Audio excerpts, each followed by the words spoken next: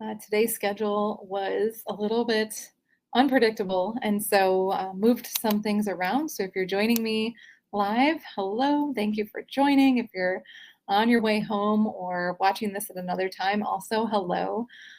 Great to see you, and thanks for joining us to talk about one of the harder things that I know we can think about, which is being available. And as someone who's listening, who's probably in the category of someone who cares a lot about your career, the more that we demonstrate how gifted and capable we are at times, the more our calendar gets filled up with things to do, right? We are likely very dependable and conscientious individuals. We're reliable. We're the one on our team that folks come to with questions or problems or situations that we want to work through, and maybe even decisions that need to be made.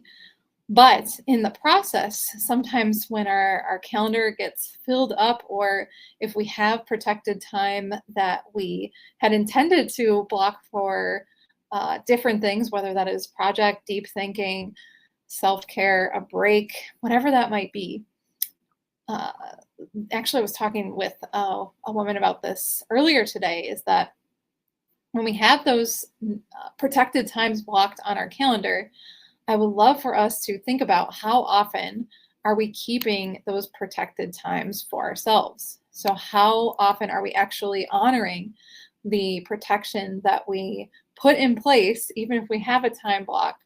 How often are we actually using it as a time block versus it's getting taken over by something else? And so if we never have that time to do deep work, to do planning, to really take the time and dedication for our own purpose or our own space, then we lose the ability to have a place to think creatively, to brainstorm, to use our leadership skills and other skills in a way that actually is productive. And also even just a break, like a chance to breathe, a chance to process what happened right before we went into the next engagement, so to speak.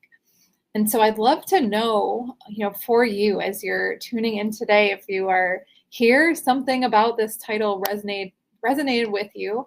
And I'd love to hear, what important work sometimes gets delayed because of the access that others have to you. Are there any things that tend to fall by the wayside that are like an urgent, or not urgent, but important work that continually gets put on the back burner every time? So what are those things that do tend to get pushed, whether that is time that you've intentionally tried to purpose, or it is other blocks of time that maybe are open but have unlimited access of you essentially in that moment. And at times, I'm not saying that you can't ever be available for other people. In fact, if you know me, you know that I love connecting with other individuals at all points of the day. But I think at times we underestimate how accessibility can also be tied to exhaustion at some level, depending on the ratio of what that looks like in your given day. So not just the physical availability, but emotional availability, the types of things that people are bringing to you, and what types of topics they are even, and how that might impact other aspects of your day in an unpredictable way. And so you might think about the things that are happening day to day in real time, but I find taking a step back from our calendar and actually reflecting on it to see, okay, here's why I might be feeling so exhausted, is that the calendar is just jam-packed with things, or those open blocks of time are just assumed to be available, and you can't ever fully take a deep breath. And that's a lot of what I've noticed at times in coaching when this comes up, is that when that exhaustion is setting in, we take a look at What types of work is happening? One, is it the work that's energizing you versus the work that's draining you?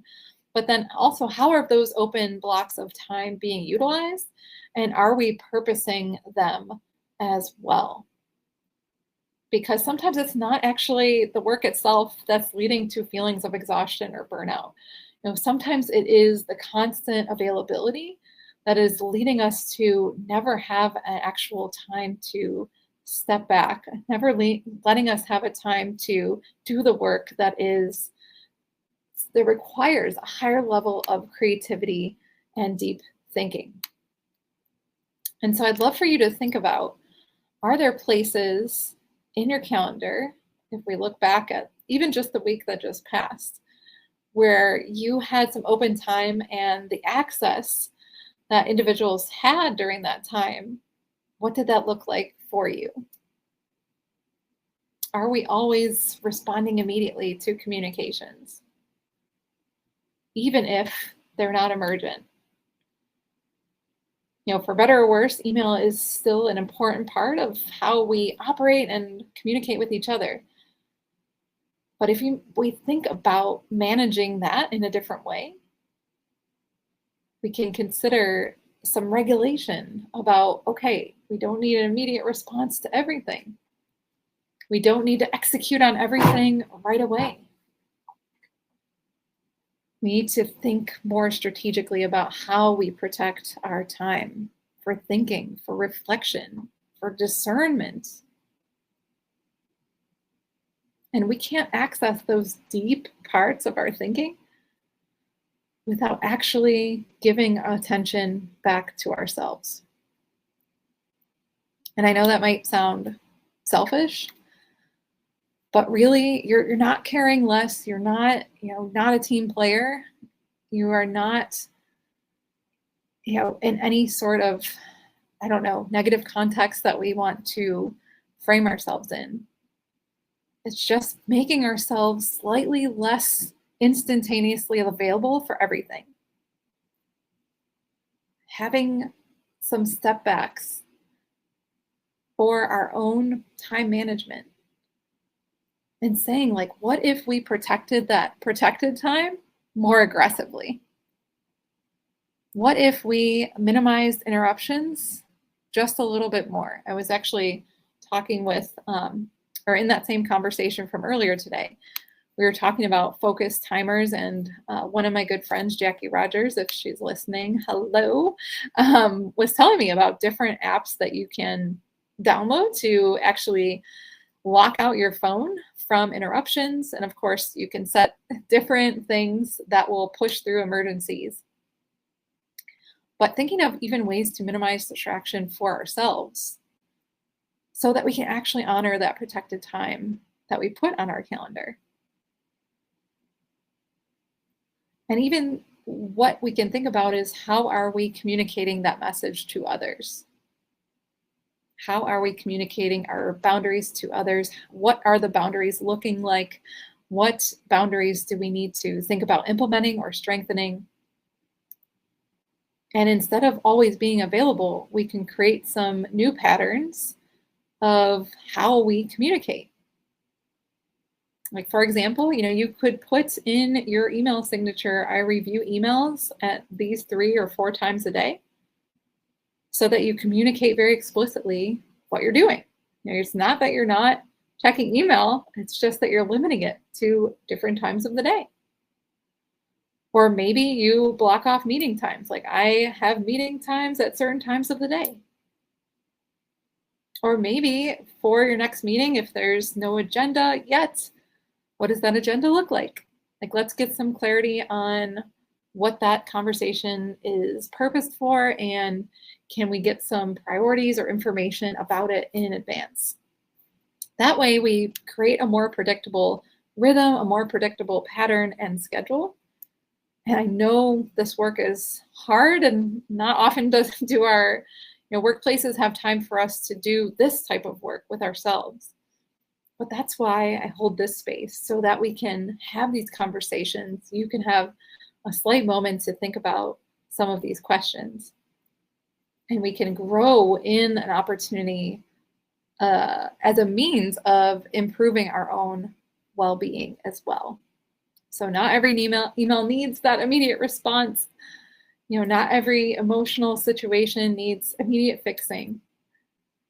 And not every request that comes your way needs your immediate attention or energy. So it's that urgency that creates that actual trigger of our nervous system, that creates the stress, that creates the anxiety. But we can take back some of that control and actually come at these situations, these questions, these requests from a place of calmness, of peace, of clarity, and of confidence, of putting things in their appropriate box of, okay, urgency and importance. Where does this fall for me right now? So if you don't have any time on your calendar to actually do some deep thinking, we have to figure out a way to put that somewhere in your to-dos. I want to challenge you with that for the week ahead. Now, you don't have to continue to have your calendar or your access be the way that it is. And you don't need to be immediately available at every time that it's requested. And my goal is not to say, oh, well, you should be shutting everyone out. No, not that at all. But it's to start honoring yourself while also still supporting others. It's an intentional way of designing your time, designing your week, and working on those boundaries with the purpose of sustaining, improving, optimizing your energy and your well-being. So I hope I gave you some ideas of what you can do between now and then. I would absolutely love to chat with you about any of this. If you want to discuss more one-on-one, I love helping support individuals in this way. And so if you want to just drop me a message or a comment, just drop the word boundaries. I will absolutely reach out. I would love, love, love to talk with you, see what's going on in your current work situation, and help you with this or anything else, any problems that you feel like you're facing at this time. I'm also going to drop in the comments a link to my upcoming workshop, which is Monday, May 11th. So excited to have a workshop about ways to more effectively navigate the job market. And it's all about how we should stop applying to jobs. And so I would love to tell you more about that. We're going to talk about the 3 effective ways to navigate to your next role that preserve your time and energy. So if you would like to join, even if you want to watch on the replay, would love to have you there. Just be sure to register at that link, and I will drop it in the comments here for you today. Have an amazing weekend ahead. Can't wait to see you next week. I hope I see you Monday night if you're available. Have a good one.